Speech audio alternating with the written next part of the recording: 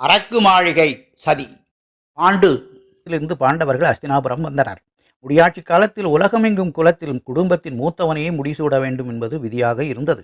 சந்திர வம்சத்தின் மூத்த இளவரசன் என்ற முறையில் தர்மபுத்திரர் என்று அழைக்கப்பட்ட யுதிஷ்டிரர் அடுத்த மன்னராகும் உரிமை பெற்றவர் என்ற நிலைமை ஏற்பட்டது.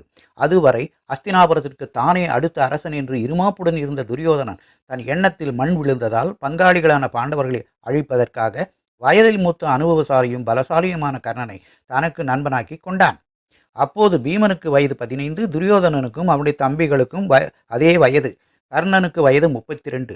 மிகுந்த பலசாலியான பீமனை கொன்றுவிட்டால் மற்ற பாண்டவர்கள் பயந்து பலமிழந்து விடுவார்கள் என்று எண்ணிய சிறுவனான துரியோதனன் நல்ல பலசாலியும் வயதில் மூத்தவனுமான கர்ணனை எப்பொழுதும் தன்னுடன் வைத்திருந்தான். துரியோதனன், அவனுடைய தம்பி துச்சாதனன், கர்ணன், மாமா சகுனி ஆகிய 4 சேர்ந்து பீமனை கொல்வதற்காக பல முறை ரகசியமாக திட்டமிட்டும் துரியோதராசனின் மற்றொரு மனைவியின் மகனான யுயுத்சு பாண்டவர்கள் மேல் இருந்த அன்பினால் பீமனிடம் அதை தெரிவித்துவிட பீமன் தப்பித்தான். ஒரு நாள் சாப்பாட்டு பிரியனான பீமனை தந்திரமாக ஒரு ரகசிய இடத்தில் விருந்துக்கு வரவழைத்து விஷம் கலந்த உணவை உண்ண வைத்து துரியோதனன், அவன் தம்பி துச்சாதனன், நண்பன் கர்ணன், தாய்மாமன் சகுனி ஆகியோர் உதவியிடம் பீமனை தூக்கி கங்கை ஆற்றில் நீண்ட ஈட்டிகளை சொருகிய இடத்தில் வீசினர். அதிர்ஷ்டவசமாக ஈட்டிகள் இருந்த இடத்தை தாண்டி விழுந்தான் பீமன். நீருக்குள் விழுந்த பீமனை விஷப்பாம்புகள் கடித்ததால் உண்ட உணவில் இருந்த விஷத்திற்கு முறிவு ஏற்பட்டது. பீமன் தப்பித்து கொண்டான். குருகுல வாசம் முடிந்ததும் தர்மபுத்திரர் இளவரசு பட்டம் சூட்டப்பட்டார்.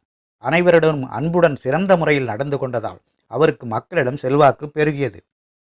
இதனால் பொறாமைப்பட்ட துரியோதனன், துச்சாதனன், கர்ணன், சகுனி ஆகியோருடன் ஆலோசித்து தொலைவில் இருந்த வாரணாவதம் என்ற இடத்தில் அரக்கு மற்றும் எளிதாக தீப்பிடிக்கும் பொருட்களால் ஒரு மாளிகை கட்டி அங்கே பாண்டவர்களை அனுப்பி தங்க வைத்து அக்னியில் எரிய வைத்து கொன்றுவிட வேண்டும் என்று தீர்மானித்தான்.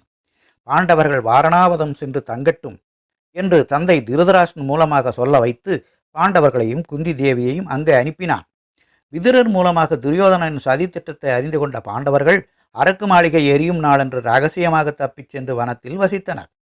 தீயில் பாண்டவர்கள் தாயுடன் கருகி இறந்தனர் என்று நம்பிய துரியோதனனும் சகோதரர்களும் கர்ணனும் சகுனியும் சந்தோஷப்பட்டனர். துரியோதனனும் அவனுடைய துணைவர்களும் பீமனையும் மற்ற பாண்டவர்களையும் கொல்ல செய்த முயற்சி பலன் அளிக்கவில்லை. காணொலியை பார்த்ததற்கு நன்றி. இந்த சேனலை சப்ஸ்கிரைப் செய்யுங்க, லைக் செய்யுங்க, ஷேர் பண்ணுங்க. என்னுடைய ராமமூர்த்தி PR சேனலில் கர்ணனும் துரியோதனும் முழு காணொலி பாருங்கள். வணக்கம்.